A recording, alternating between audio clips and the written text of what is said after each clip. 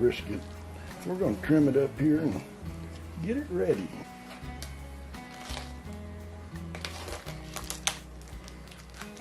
Get rid of some of this old hard fat.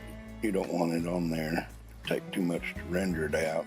Render it down, so cut it off, and any of the good pieces, keep it for sausage later. You know me. Now, this is coarse kosher salt. I use kosher salt and black pepper, and then we'll start smoking it in the morning. Hey, that's gonna work. I love smoking these briskets. Hey, and it's easy to do. You just have to have patience. It takes a while. I set the internal alarm at 165 degrees. This is around the area where they'll usually stall.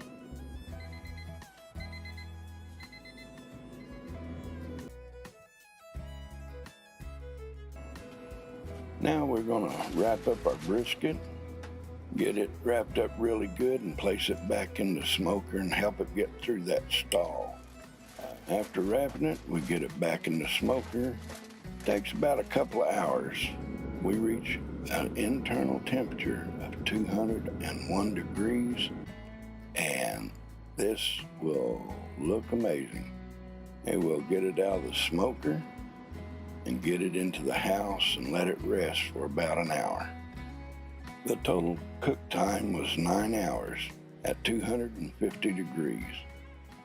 That's pretty good there. Looks delicious, and it is delicious.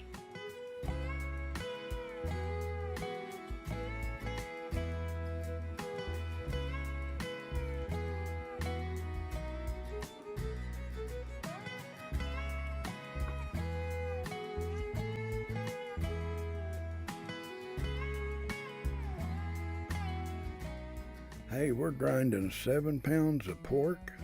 Got some good fat in there, and we're adding 3 pounds of lean beef with it.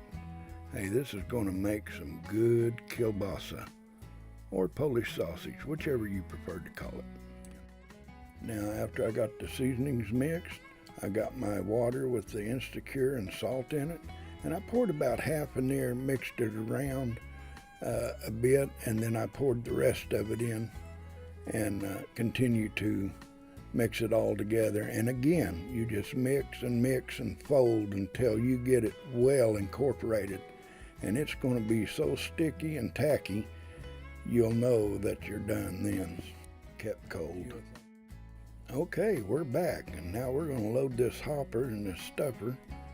I just load it up down in there, and then I push it down to make sure I can get all the air I can out of it.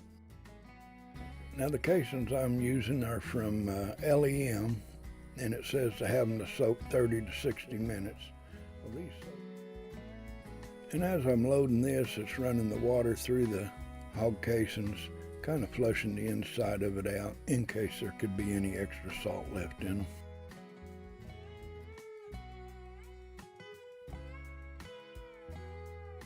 Now, this is where 2 people come in handy. One can control the crank, and the other can control how the sausage is coming out to keep it more uniform. But we do all right by ourselves here. I mean, it satisfied me. I got 10 pounds of this in my freezer. I try to keep an eye on it while it's coming out, and I want to keep it coiled up the best I can. I wished I had a bigger table. I wished I had a stainless steel table, but we got to do with what we can do. No problem.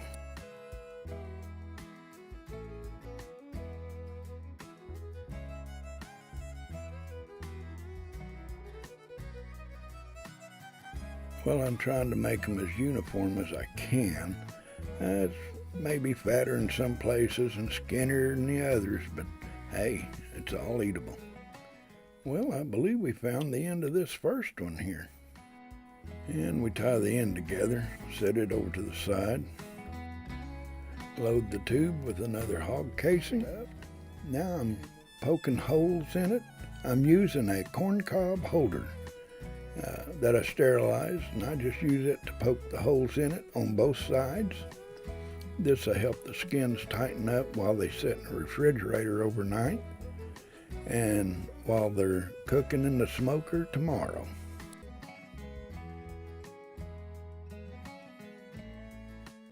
It is the next day, and we've got them out in the smoker, 10 pounds of kielbasa. Smoking good, and we got the temp set at 175, and we're going to go like this at about 2 hours.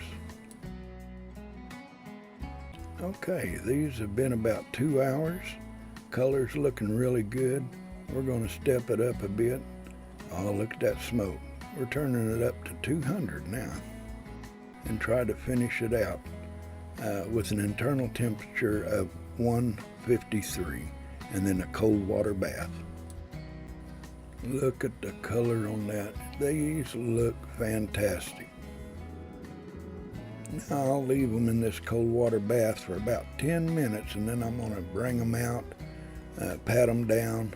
Okay, we got them dry and patted down, and now we're going to set them here and let them bloom for about a couple of hours. Let them get to room temperature, and then I'm going to package them and freeze them.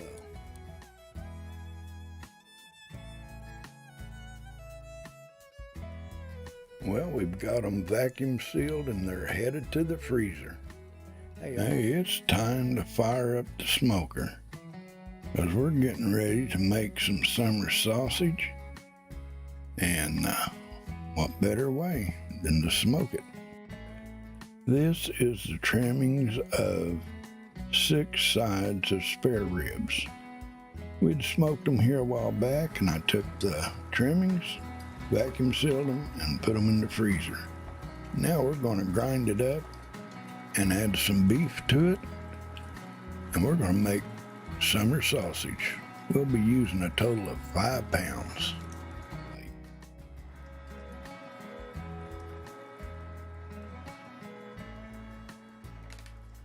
Now I'm using Backwoods summer sausage seasoning. This is enough to make 5 pounds, and it comes with the curing salt, cure number 1. Now I didn't add any other seasonings to this. This is a good starter seasoning, and you could add to it. But the only thing I added, and you'll see it here in a little bit, I added some jalapenos to 2 tubes of summer sausage. Now I pour in about half and get that mixed in real well. Go along there, and now it's time to add the rest of it. Get it in there. Oh, and then we just keep mixing.